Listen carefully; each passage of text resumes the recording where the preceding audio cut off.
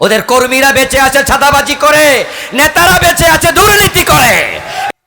এই দেশে দুর্নীতি বন্ধ হলে রাজনীতিবিদ থাকবে না, কমে যাবে। চাঁদাবাজি বন্ধ হলে রাজনৈতিক কর্মী থাকবে না, কমে যাবে। ইসলাম আসলে দুইটাই একসাথে বন্ধ হয়ে যাবে।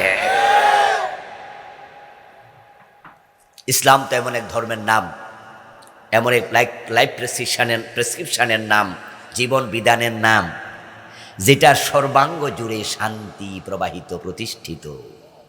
ইসলাম যেখানে যাবে সেখানে শান্তির ফল্গুধারা প্রবাহিত হবেই।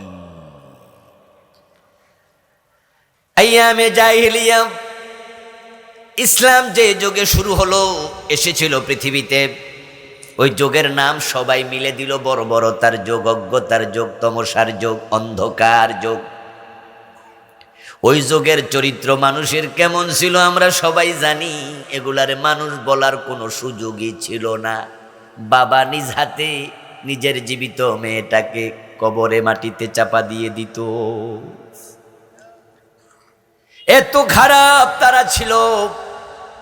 কিন্তু ইসলাম যখন আসলো, সমাজের মানুষগুলো ইসলামকে মেনে তারা সবাই খুশি হয়ে গেল।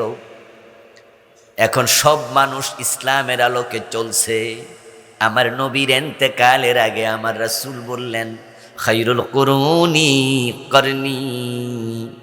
যে যুগের নাম তোমরা দিয়েছো আইয়ামে জাহিলিয়া, আমি নবী মুহাম্মদ ওই যুগের নাম এখন পরিবর্তন করে দিলাম খায়রুল কুরুন। আমার যুগ হলো পৃথিবীর সবচেয়ে সেরা যুগ। সুবহানাল্লাহ।